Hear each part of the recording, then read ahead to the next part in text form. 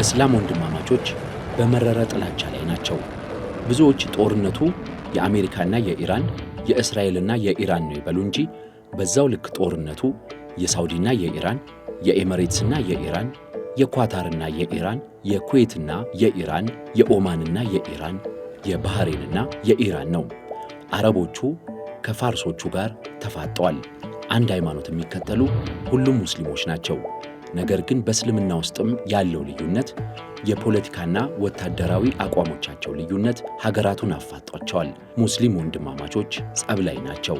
በኢራን ያለውን ጦርነት ለመረዳት አንድ ማወቅ ያለባችሁ ጉዳይ ይህንን ነው። የማብራራላችሁም እሱን ነው። የዩቲዩብ ቻናላችንን እየተከታተላችሁ ነው። ቅዳሜ ገበያን ይከታተሉ። ቻናላችንን ሰብስክራይብ ያድርጉ። አዳዲስ ትንታኔዎች ስንለቅ እንዲደርሷችሁ የደወል ምልክቱን ይጫኑ። ቅዳሜ ገበያ ያሁኑ ብቻ አይደለም። በርካታ ጊዜያት ኢራንና አሜሪካ ሲቆራቆዙ፣ ኢራንና እስራኤል ሲጋጩ፣ የአረብ ሀገራቱም ከአሜሪካ ወይ ከእስራኤል ጋር ሲደግፉ ይታያል። ይህ የሆነው የሁለቱ ሀገራት ወዳጅ ስለሆኑ ብቻ ሳይሆን ከኢራን ጋር ያላቸው የመረረ ጥላቻ ነው። ከኢራን ጋር ያጣላቸው ምንድን ነው? እነዚህን ሙስሊም ሀገራት እርስ በርስ የከፋፈላቸው ምንድን ነው? የሚሉትን ጉዳዮች እናያለን። ሀገራቱ በተናጠልም የሚያጋጫቸው ጉዳዮች አሉ። በዚያው ልክ ደግሞ በጋራ ኢራንን የሚጠምዱባቸውም ምክንያቶች አሏቸው። ኢራንም የአሁኑን ጦርነት አጋጣሚ ተጠቅማ የገልፍ ሀገራቱን በርካታ ኢላማዎች ስትደበድብ ነበረ። ወደቦቻቸውን መታለች። የኃይል ማመንጫቸውንም አላስተረፈችም። በርካታ ጥቃቶችን ሰንዝራባቸዋለች። ሺዎች ሚሳኤሎችንና ድሮኖችን አዝንባለች። ኢራን የተጣላቸው ከእስራኤልና ከአሜሪካ ጋር ብቻ አይደለም፣ ከበርካታ የሙስሊም ሀገራትና ከገልፉ አካባቢ ንጉሳዊ ቤተሰቦችም ጋር መሆኑ ግልጽ ነው ማለት ነው። የኢራንና የሳውዲ አረቢያን ጉዳይ እናስቀድም። ሁለቱ ሀገራት በእስልምናው ዓለም ላይ የበላይ ነን የሚል ሐሳቦች አሏቸው። ሳውዲ አረቢያ የእስልምና ቅዱስ ስፍራዎች የሆኑት መካና መዲና መገኛነቷን በማንሳት የነቢዩ መሐመድ አስተምሮዎች ምንጭ የሆኑ አካባቢዎች ያሉት እኔ ጋር ነው የሚሉትንም በመጥቀስና የሱኒ እስልምናን በማራመዷ የእስልምናው ዓለም ማዕከል ነኝ ብላ ታስቀምጣለች። ኢራኖቹ ግን ከዚህ ጋር ይቃረናሉ። በኢራን የሺዓ እስልምና ከፍተኛውን ቦታ መያዙ ከሱኒ እስልምና ጋር ግጭት ውስጥ ከቷቸዋል። ኢራኖቹ ሳውዲ አረቢያ ብቻዋን መካና መዲናን ማስተዳደር የለባትም በሚልም በተደጋጋሚ ይቃወማሉ። መንግስታዊ አስተዳደሩም ለየቅል ነው። ኢራን በተለይ ከ1979 አብዮቱ በኋላ ህዝባዊ ቁመና ያለው መንግስት፣ ሃይማኖታዊ ገጽታ ያለው መንግስታዊ አስተዳደር በሚለው አቋሟ በበርካቶቹ አልተወደደላትም። ይህ ለሳውዲም ይሰራል። የሳውዲ ንጉሳዊ ቤተሰብ የኢራንን የመንግስት ፍልስፍናዎችና የኢራንን እስላማዊ አብዮት አይደግፍም። እናም ኢራን እስላማዊ አብዮቱን ወደ ሌሎች ሀገራት ለመላክ ከፍተኛ ጥረት እያደረገች ነው። ይህንንም በሳውዲ ሞክረዋለች በሚል አይንና ናጫ ከሆኑ 4 አስርት ዓመታት አልፈዋል ማለት ነው። እናም ሳውዲና ኢራን ግጭት ውስጥ ያሉ ናቸው። የሳውዲው ልዑል አልጋ ወራሽ መሐመድ ቢን ሰልማን አሜሪካ ኢራንን ክፉኛ እንድትደበድባት እንዲያውም የመንግስት ለውጥ ድረስ እንዲኖር ይፈልጋሉ ተብሎ ይታሰባል። አሁን አንዳንዶች እንዲያውም መሐመድ ቢን ሰልማን ድርድሩን አይደግፉም፣ አሜሪካ በኢራን ላይ ከፈተችውን ዘመቻ በማቋረጧ ክፉኛ ተበሳጭተዋል እያሉም እየተናገሩ ነው። ሳውዲ አረቢያና ኢራን እጅግ በጣም የመረረ ጥላቻ ያላቸው፣ በመካከለኛው ምስራቅና በገልፍ አካባቢ የበላይነት ሽኩቻ ውስጥ ያሉ ሀገራት መሆናቸውን ያስቀምጣሉ። ሳውዲ አረቢያውያን ኢራን የኒኩለር መርሃ ግብሯን አሳክታ የኒኩለር ጦር መሳሪያ የምትታጠቅ ከሆነ እኔም በቀናት ውስጥ የኒኩለር ጦር መሳሪያ በዓለም ላይ ካለበት አስመጥቼ እታጠቃለሁ በሚለው ዛቻዋም ትታወቃለች። እናም የኢራንን የኒኩለር የጦር እንቅስቃሴና የሃይማኖታዊ መንግስታዊነት እንቅስቃሴን አጥብቀው ከሚኮንኑና ከሚቃወሙት መካከል አንዷ ሳውዲ አረቢያ ናት። በሰሞኑ ጦርነት የኢራን ሚሳኤሎችና ድሮኖች እንደ ዶፍ የዘነቡባት የተባበሩት አረብ ኤሚሬት ሌላኛዋ የኢራን ጠላት ሀገር ናት። ከኢራን ጋርም ያላት ግንኙነት በጣም የከረረ ነው። የተባበሩት አረብ ኤሚሬት በተለይም የኢኮኖሚ ዘርፏን ከነዳጅና ከተፈጥሮ ጋዝ አውጥታ በአገልግሎት ዘርፉ፣ በአቪዬሽኑ፣ በንግድ ዘርፉ ላይ በስፋት መሰማራቷ ከኢራን ጋር ብቻ አይደለም ከበርካታ የመካከለኛው ምስራቅ ሀገራት ጋር ያላት ግንኙነት የጥርጣሬ እንዲሆን አድርጎታል። እናም ኢራን ከእስራኤል ጋርም ጥብቅ ወዳጅነት አላት ብላ የተባበሩት አረብ ኤሚሬትን ትጠረጥራታለች። ልክ እንደ ሳውዲ ሁሉ የተባበሩት አረብ ኤሚሬትም የሱኒ እስልምና ተከታይ መሆኗ ከኢራን ጋር የሚያጋጫቸው ሌላኛው ጉዳይ ነው። አቡዳቢ መቀመጫቸውን ያደረጉት የኤሚሬትሱ ፕሬዝዳንት መሐመድ ቢን ዛይድ እጅግ በጣም ብልህ መሪ ከሚባሉት የመካከለኛው ምስራቅ ሀገራት መሪዎች መካከል አንዱ ናቸው። እኚህ መሪ ከኢራን ጋር ያላቸው ልዩነት ቢዝነስ ከመስራት አላገዳቸውም።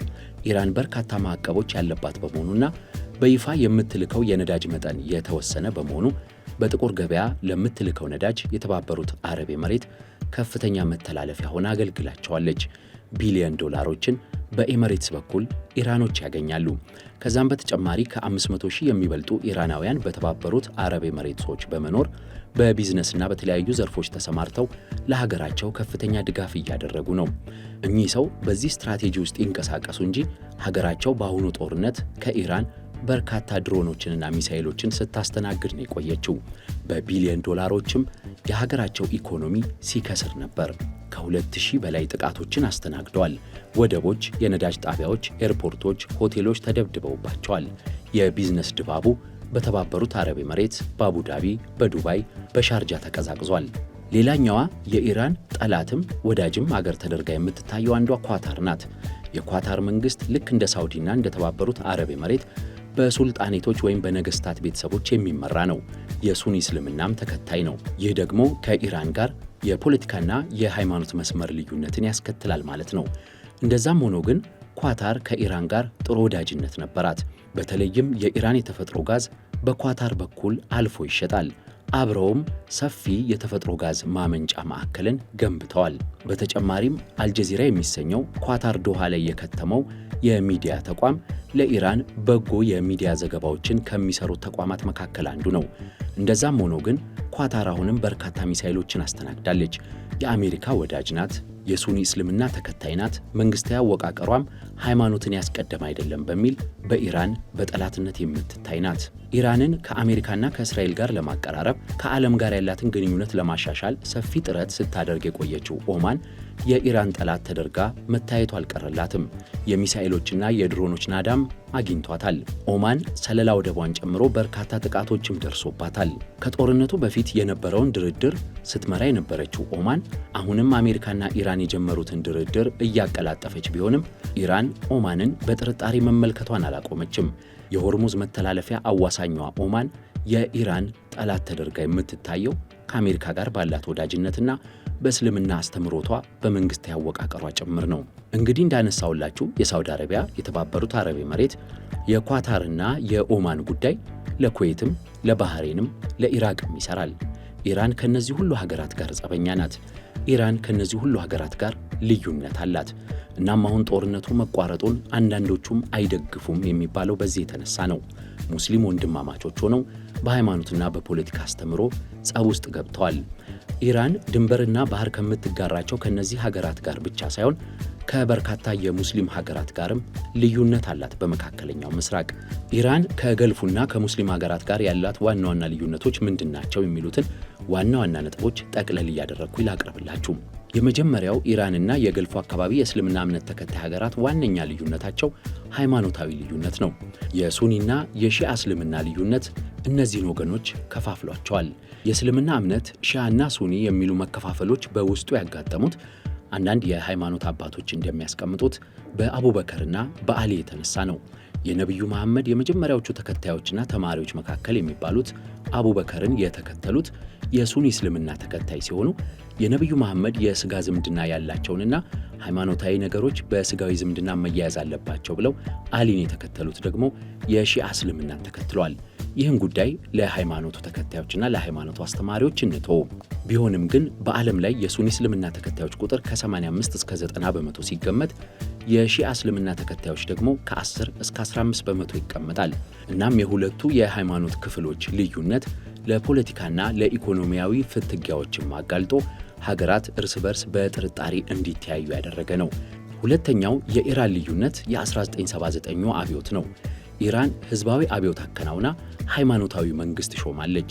ሀገሪቱ የምትመራውም በሃይማኖት አባቱ በአያቶላ ጠቅላይ መሪነት ነው።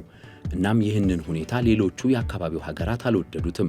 ኢራንም አብዮቱን ካቀጣጠለች በኋላ በቅድሚያ ያደረገችው አንደኛው ነገር ይህንኑ ስልት ሌሎች ሀገሮች እንዲከተሉት የማስፋፋት ዘመቻዎችን ነው። ይህ ደግሞ ከፍተኛ ተቃውሞ አስከትሏል። አሁንም ድረስ የመካከለኛው ምስራቅ ሀገራት የዚህ አብዮት ሞዴል ወደ ሀገራቸው እንዳይመጣ ከፍተኛ ቁጥጥርና ትግል ያደርጋሉ።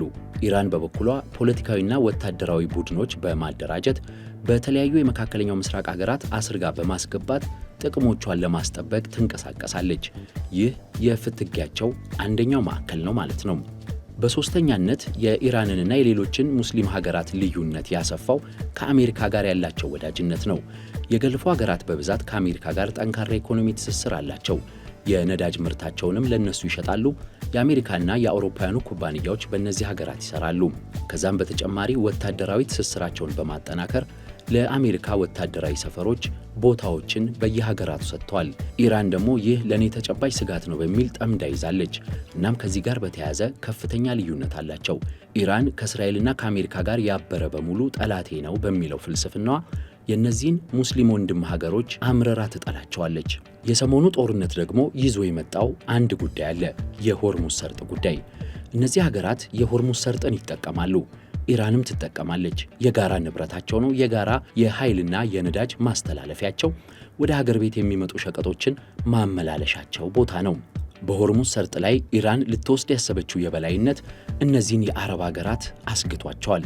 እናም ሙስሊም ወንድማማቾቹ በሆርሙዝ ሰርጥ ላይ ተፋጠዋል። አሜሪካና እስራኤል ብቻ አይደሉም ይህ ጉዳይ እያሳሰባቸው ያለው፣ የአረብ ሀገራቱም ክፉኛ ያሳስባቸዋል።